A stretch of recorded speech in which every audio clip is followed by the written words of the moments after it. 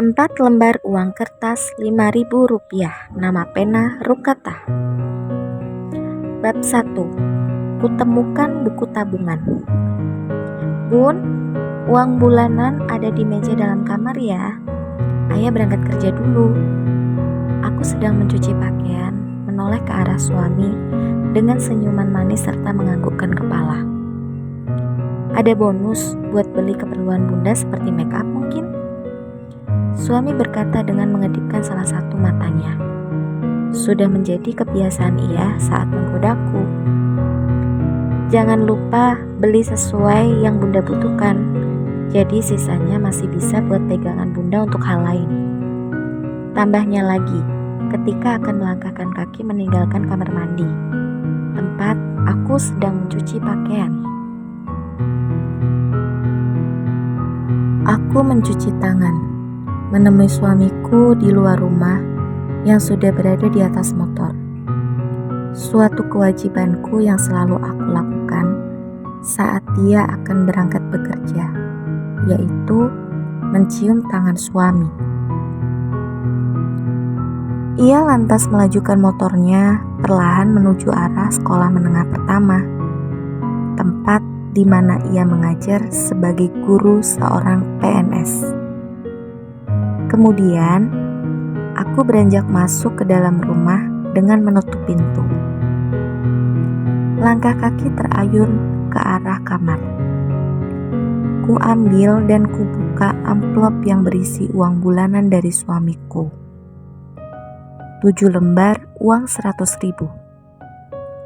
Aku tersenyum asam mengingat permintaannya untuk membeli kebutuhan pribadi seperti make up salah satunya.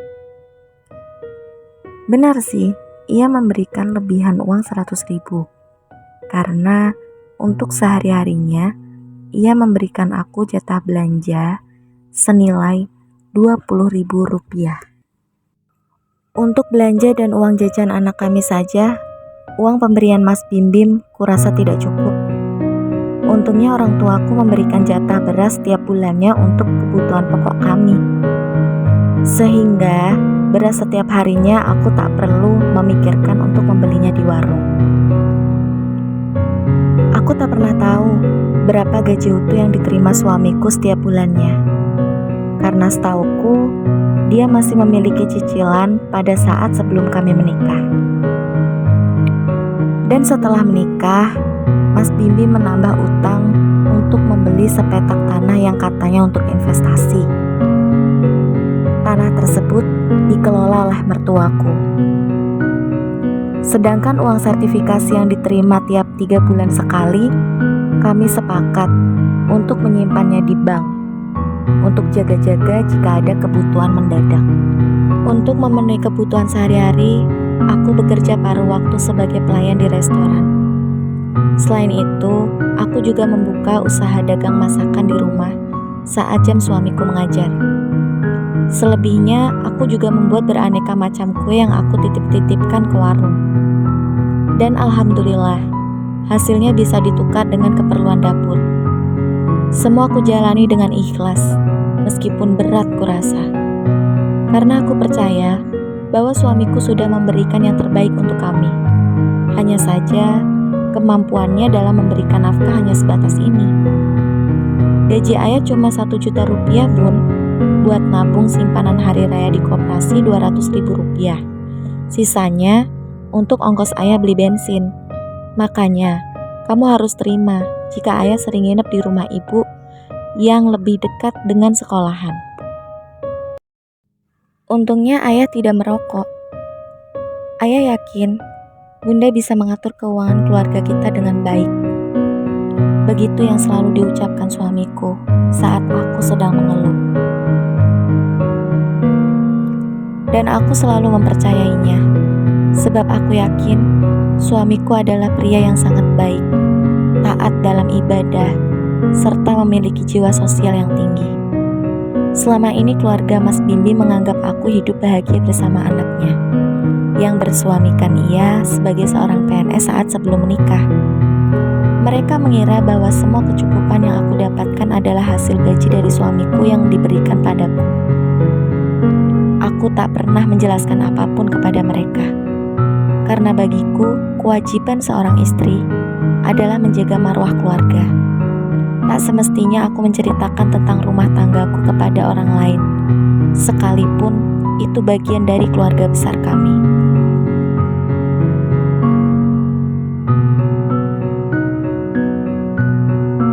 Berat ringannya hidup keluarga kami, cukup aku dan suami yang tahu. Aku tidak menginginkan jika harga diri suamiku jatuh di hadapan keluarga besarnya. Siang ini, selepas berjualan masakan, aku berniat membereskan meja kerja Mas Bimbim. Kurapikan buku-buku yang berserakan, mulai dari buku materi pelajaran sampai perangkat belajar. Tiba-tiba buku tabungan bertuliskan tabungan daerah, buku rekening gaji, terjatuh dari dalam selipan salah satu buku mata pelajaran. Entah bagaimana dan apa motif yang sedang kurasakan, seketika aku membuka buku itu secara perlahan. Terlihat deretan angka nominal uang gaji yang diterima suamiku setiap bulannya. Seketika dadaku merasa sesak dan bergemuruh hebat. Sudut netra kini mulai memanas.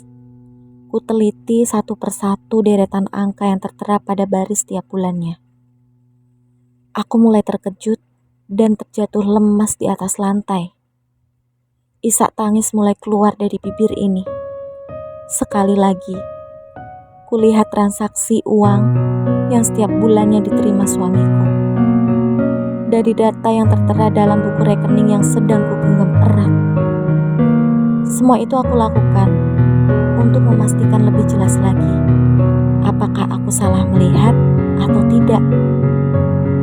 Deretan angka yang terlihat kisaran Rp3.700.000. Bila lebih, ada kurangnya hanya selisih Rp100.000 setiap bulannya. Hal ini sukses membuat dadaku sesak nyaris jantungan. Dalam sekejap, luluh lantak sudah sebuah kepercayaanku yang sudah kuberikan sepenuhnya pada suamiku. Ia selalu mengatakan sisa gajinya hanya Rp1.000.000. Ternyata 10 tahun menikah dengannya, aku merasa telah dibohongin akan hal itu. Dipaksa berjuang sendiri demi tercukupinya kebutuhan keluarga kami. Dan dengan begitu, aku pun akhirnya tahu hanya separuh dari uang sertifikasi yang ia berikan padaku untuk ditabung. Mengapa ia begitu tega membohongiku? Membiarkanku berjuang dan banting tulang sendirian. Kemana larinya uang itu? Aku masih sangat terisak dengan segala kepedihan yang kini kurasakan. Memoriku berputar mengingat segala kejadian yang telah berlalu. Begitu berat perjuangan yang kami lalui bersama. Meskipun sebagian besar keluarga Mas Bimbim menganggap aku adalah istri yang sangat beruntung, sebab telah mendapatkan sosok suami yang sudah menjadi PNS. Mereka tidak pernah tahu bahwa berjalannya roda ekonomi kami ada jerih payahku yang ikut serta di dalamnya. Mbak Lili pasti senang ya punya suami seperti Mas Bimbim. Gajinya sebulan mencapai 5 jutaan kan? Belum lagi uang sertifikasi yang keluar tiap 3 bulan sekali. Wah. Kalau aku sih bakal gonta-ganti gelang sama kalung deh mbak. Teringat kata-kata Dira, adik sepupu Mas Bimbim yang suka berpenampilan mewah kala itu. Aku hanya tersenyum menanggapi pernyataannya. Tak kubantah maupun mengiyakan hal itu. Sekali lagi aku melakukan itu karena menjaga marwah suami. Andai mengatakan yang sebenarnya pun, akankah mereka percaya dengan ceritaku? Yang harus ikut serta membanting tulang demi memenuhi kebutuhan keluarga. Mengingat sosok Mas Bimbim yang begitu disanjung akan kebaikan dan sikap peduli yang tinggi terhadap sanak keluarganya, membuat dada ini terasa semakin sesak. Namun aku segera menguasai diri untuk mencari tahu mengenai kemana uang Mas Bimbim yang selama ini ia sembunyikan. Pada siapa uang itu ia berikan? Dan aku tidak bisa menghadapi semua dengan emosi, karena semuanya pasti akan berakibat fatal.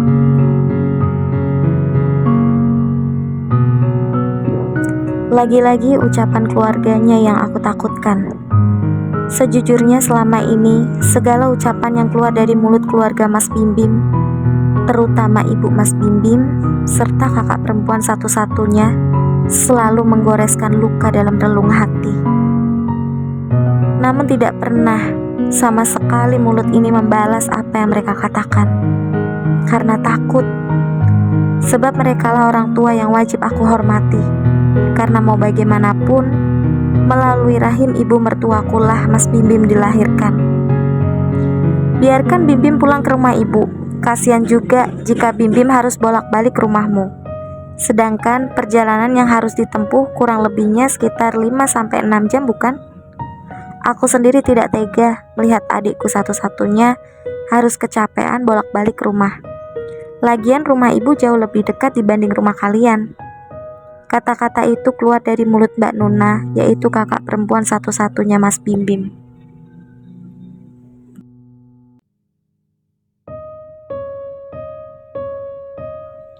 Perkataan dari Mbak Nuna selalu berkeliaran di ingatanku.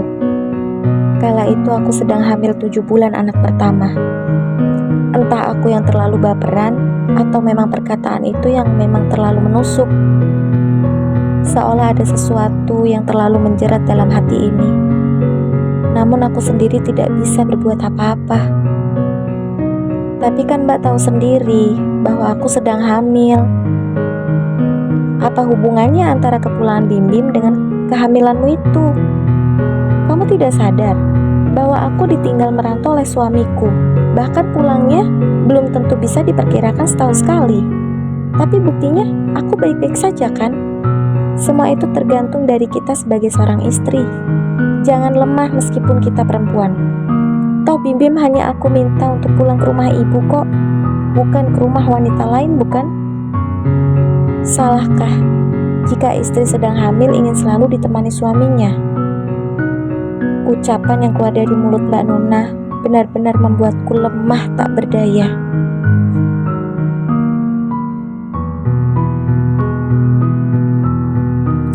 Mbak Nuna itu sayang banget sama ayah, Bun. Wajar jika seorang kakak mengkhawatirkan adik satu-satunya yang ia punya. Sudah ya, jangan terlalu dipikirkan perkataan Mbak Nuna ke Bunda. Ayah janji akan selalu mengunjungi Bunda tanpa harus menunggu waktu seminggu itu habis. Ingat, Bunda sedang hamil. Wanita hamil itu tidak boleh memikirkan hal yang berat-berat, karena tidak baik bagi kandungan Bunda nantinya. Tetap tenang ya sayang. Meskipun perkataan Mas Bimbim selalu mencoba membuatku tenang, tanpa membelaku di depan keluarganya. Rasanya, aku sangat kecewa dengan sikap Mas Bimbim yang tidak bijak seperti ini. Mas Bimbim selalu bisa menjawab apapun yang keluar dari mulutku setiap aku sedang mengadu perihal keluarganya. Ayah, kenapa tempat tinggal kita tidak cari yang dekat sekitar sini saja?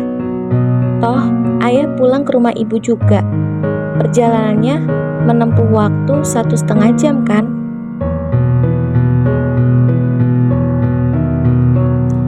Iya, tempat kerja Mas Bimbim memang jauh dari arah rumah ibunya. Juga tempat tinggal kami berdua. Keduanya sangat berlawanan arah. Jika dari arah timur itu menuju rumah ibu mertuaku, sedangkan ke arah barat menuju ke arah rumah tempat tinggal kami berdua. Sungguh aneh bukan? Tapi jawaban Mas Bimbim selalu tidak sesuai yang aku inginkan.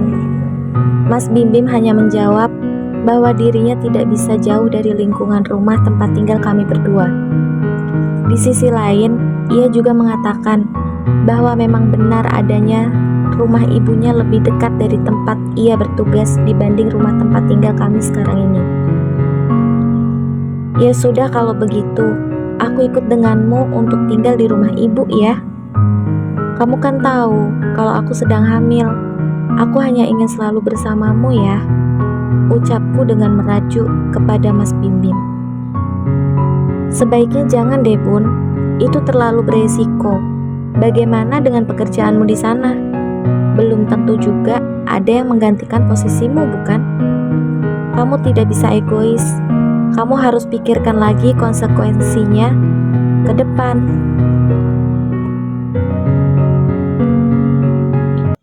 Pada akhirnya, aku pun hanya bisa pasrah dengan keadaan.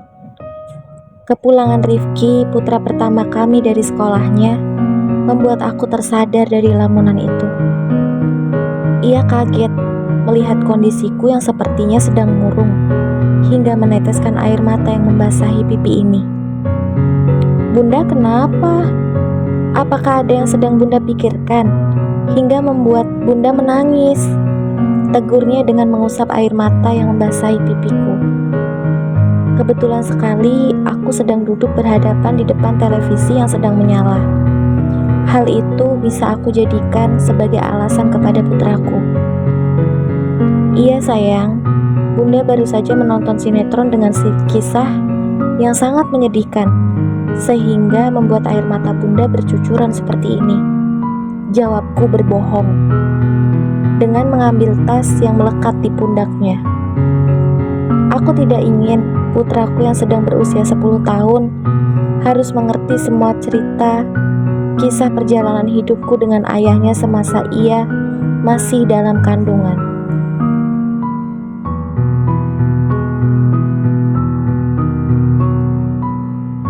Kemudian Rifki masuk ke dalam kamarnya untuk ganti baju dan membersihkan tubuhnya dari keringat serta bau asam akibat seharian aktivitas di sekolahan. Tak lama terdengar suara gesrekan kaki yang berlari dari luar rumah. Terlihat Vanessa, putri kedua kami, pulang dari bermain. Vanessa berlari memelukku, sebuah kebiasaan yang selalu ia lakukan saat pulang ke rumah dari perginya. Ku dekap erat tubuh mungilnya. Usia Vanessa dengan Rifki selisih 6 tahun. Usia Vanessa kini genap 4 tahun. Ia menjadi anak kesayangan Mas Bim Bim. Hari ini jadwalnya Mas Bim Bim pulang ke rumah ibu mertuaku. Dan hari ini pula menjadi hariku yang hanya bertemankan anak-anak di rumah. Seperti biasa, saat aku akan berangkat ke tempat kerja, kedua anak kami diasuh oleh babysitter yang termasuk tetangga kami.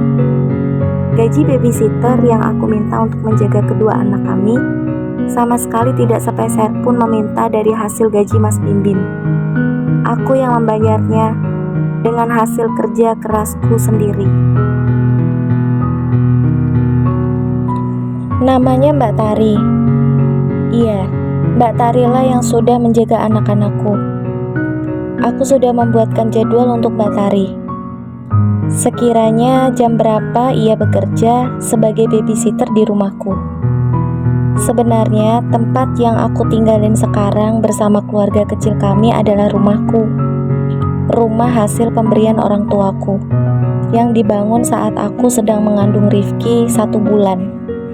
Rumah ini menjadi kado pernikahan katanya. Rumah orang tuaku tidak terlalu jauh dari tempat tinggalku sekarang. Aku sengaja tidak meminta orang tuaku untuk menjaga kedua anak kami, sebab aku tidak ingin bahwa orang tuaku kerepotan. Sebab mereka meskipun sudah tua, masih memiliki aktivitas masing-masing. Ayahku bekerja di sawah miliknya sendiri, sedangkan ibuku memiliki kesibukan yaitu berjualan pakaian di pasar. Tak sampai hati jika aku harus menambah beban ke mereka yang sudah tua, namun masih bekerja keras.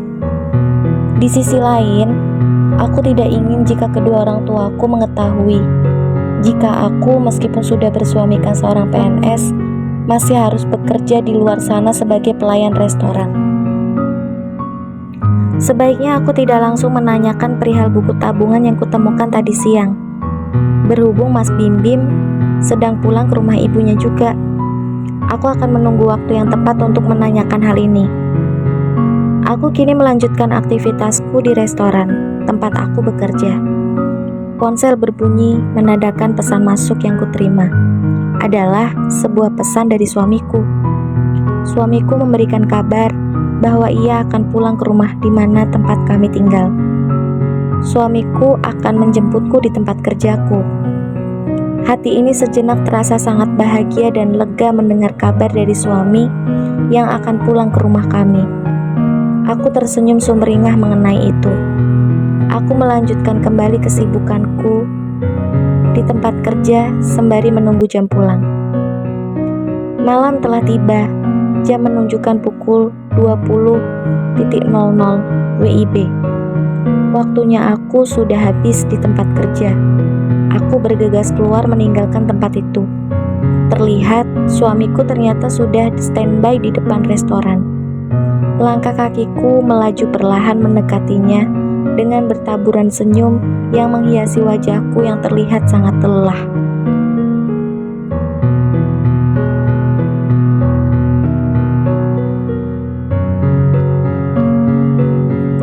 Hari ini merupakan hari yang sangat melelahkan untukku. Tapi rasa lelah itu terkalahkan oleh kabar yang kuterima dari suamiku tadi siang. Dan sekarang dia ada di hadapanku. Seharusnya dia pulang ke rumah ibu mertuaku. Namun hari ini katanya dia merindukan keluarga kecil yang sedang menunggunya di rumah. Maka dari itu dia memutuskan untuk pulang ke rumah bersama keluarga kecil yang ia miliki sekarang. Aku sudah mengirim pesan ke ibu bahwa hari ini aku tidak pulang ke rumah ibu. Aku beralasan bahwa Vanessa rewel sejak tadi pagi aku tinggal berangkat kerja. Ia mengatakan saat masih dalam perjalanan menuju arah rumah kami. Aku hanya menjawab dengan senyuman serta memeluk erat tubuh suamiku. Suamiku menatap dari kaca spion motor juga dengan membalas senyumanku. Tak lama, motor yang dikendarainya berhenti tepat di penjual martabak. Kami membeli martabak manis spesial keju kesukaan Vanessa dan Rifki. Entah ada angin apa, suamiku hari ini begitu berbeda dari biasanya. Kini ia menunjukkan sikap yang hangat kepada keluarga kecil kami.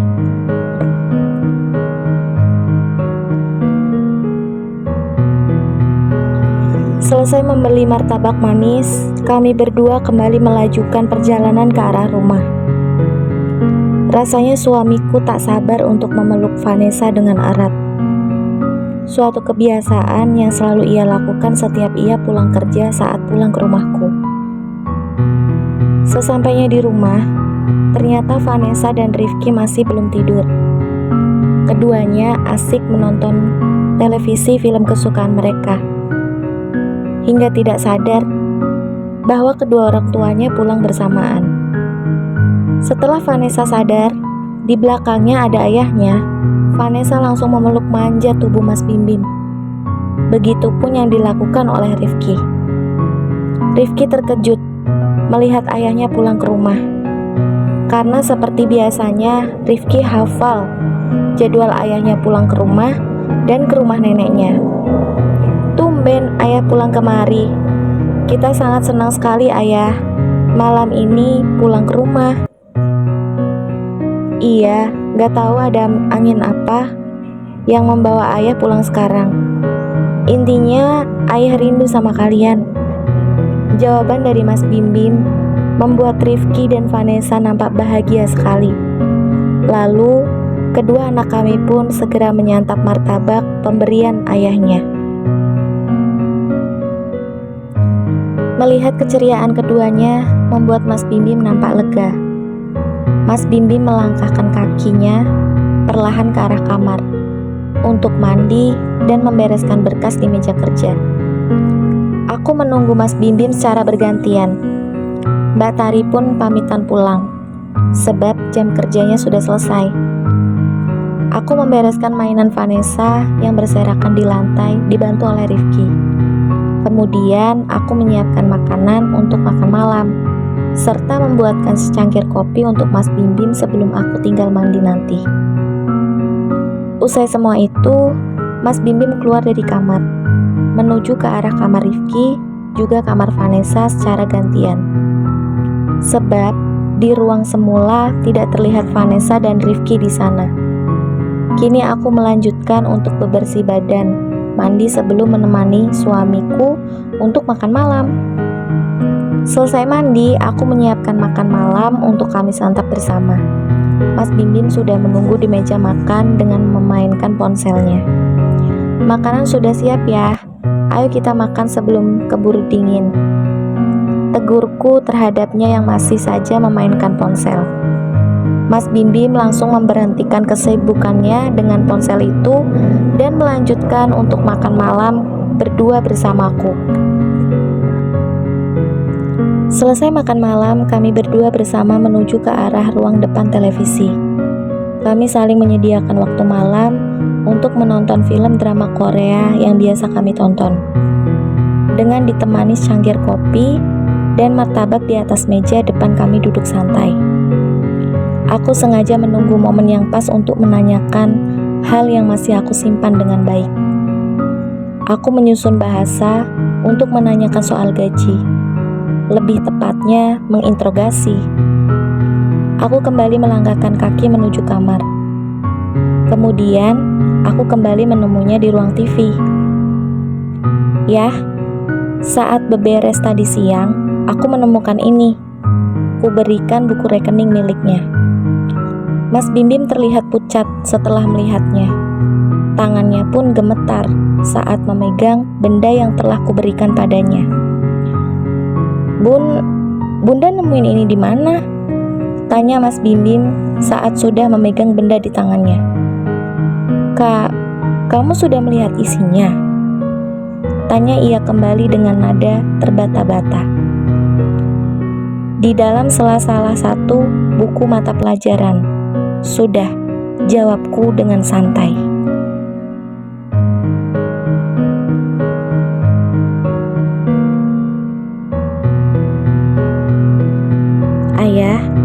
Ayah kenapa? Mengapa wajah jadi berubah seperti itu?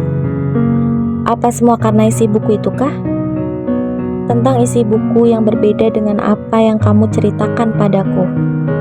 Benar begitu? Tanyaku kembali dengan menatap tajam kedua matanya. Suamiku hanya terdiam, tanpa tahu bagaimana cara menjelaskannya semua padaku. Ia nampak terlihat panik kebingungan. Aku sungguh tak menyangka kamu setega ini padaku, ucapku dengan kesal dan memalingkan muka dari hadapannya. Seakan-akan kamu seperti memaksa aku untuk berjuang sendirian demi mencukupi kebutuhan keluarga kita. Lalu kemana sisa uangnya selama ini? Ketusku masih dalam keadaan berbalik badan membelakanginya. Ia masih dalam keadaan diam tanpa berkata apapun, dengan posisi menundukkan kepala serta memainkan buku tabungan yang ada di tangannya. Sebenarnya, ayah kasihan sama ibu, Bun, sahutnya setelah terdiam terlalu lama. Mendengar itu, aku menghembuskan nafas dalam-dalam. Aku berusaha untuk tetap tenang dalam menetralisir keadaan. Aku tidak ingin tersulut emosi yang begitu bergemuruh kencang dalam dada ini. Telingaku mulai memanas mendengar ucapannya. Rasanya, aku ingin sekali marah meluapkan semua apa yang berkecamuk dalam hati dan pikiranku. Tapi di sisi lain, aku tidak ingin merusak semuanya karena egoku. Masih sempat aku berpikir bahwa semua bisa diselesaikan dengan baik, tanpa harus melibatkan amarah akibat keegoisanku. Aku kembali menarik nafas dalam-dalam secara perlahan. Jadi gini loh Bun, Bunda kan tahu bahwa ayah adalah seorang PNS. Ayah tidak mungkin menjadi seperti sekarang ini jika tanpa jasa ibu. Kamu harus tahu, ibu berjuang mati-matian untuk menyekolahkanku hingga menjadi seperti sekarang ini. Seharusnya kamu bahagia, hidupmu terjamin, dan seharusnya kamu juga bersyukur memiliki suami yang mapan sepertiku. Jelasnya terdengar agak ketus. Apa? Beruntung karena hidupku terjamin? Kamu tidak salah ngomong seperti itu. Tangkisku akibat emosi mendengar penjelasan yang keluar dari mulutnya barusan. Jika memang hidupku terjamin, seharusnya aku tidak perlu jualan masakan setiap pagi hari Di saat orang lain sedang tidur nyenyak, aku repot-repot masak untuk dijual paginya. Aku juga tak perlu bekerja menjadi pelayan restoran dengan rela menitipkan anakku kepada pengasuh. Dan mungkin aku juga tak perlu capek-capek membuat beraneka macam kue untuk dititipkan ke warung-warung dong ya.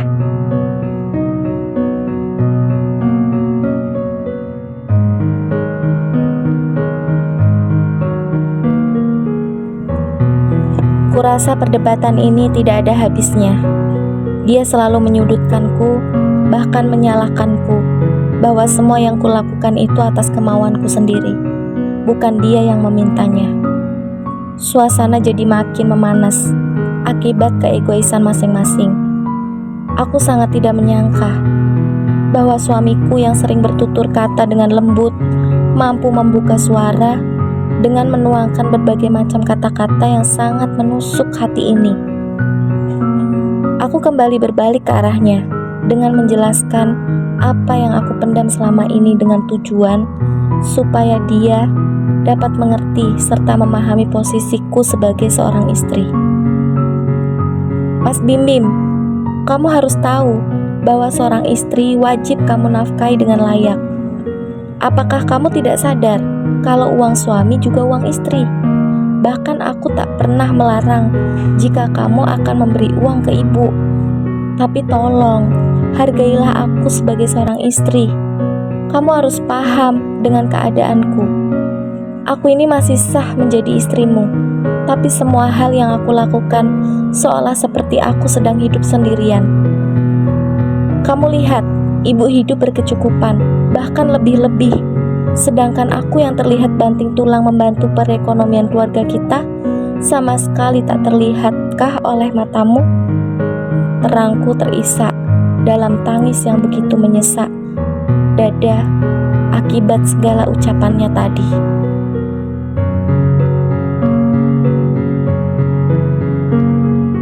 Isakan tangisku membuatku lemas dan terjatuh di atas lantai tepat di hadapannya. Lalu, uang sertifikasi yang separuhnya kemana, Mas? Ya aku serahkan ke ibu lah. Terserah aku juga dong, mau ku kemanakan uang itu. Lagian itu uangku, kenapa kamu yang merasa keberatan? Lagi-lagi ku tarik nafas dalam-dalam dengan menundukkan kepala pada posisi yang masih sama. Selepas bicara, dia pergi ke arah kamar dengan mengambil jaket, memegang kunci motor, serta mengambil helm yang terletak di atas meja. Seketika, langkahnya terhenti sejenak. Dan satu lagi, ku peringatkan ke kamu, jika kamu masih mau menjadi istriku, kamu harus nurut tanpa ngebantah apapun. Tegasnya saat mendekatiku dengan posisi agak jongkok, mengatakan hal itu tepat di telingaku dengan nada agak keras. Kemudian ia kembali berdiri, melangkah kaki meninggalkan rumah dengan mengendarai motornya yang terlihat nampak kebut. Sepertinya ia akan pulang ke rumah orang tuanya.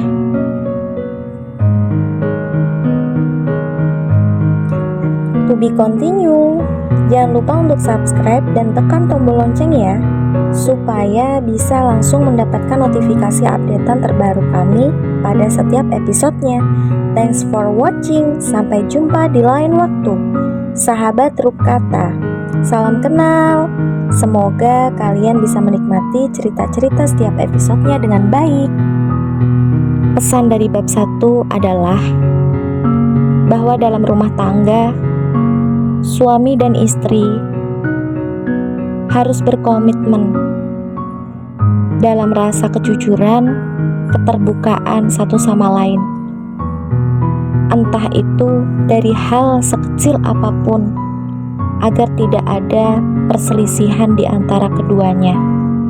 Sebab suatu pemicu dalam rumah tangga berakibat fatal dari perdebatan atas kesalahpahaman di antara keduanya.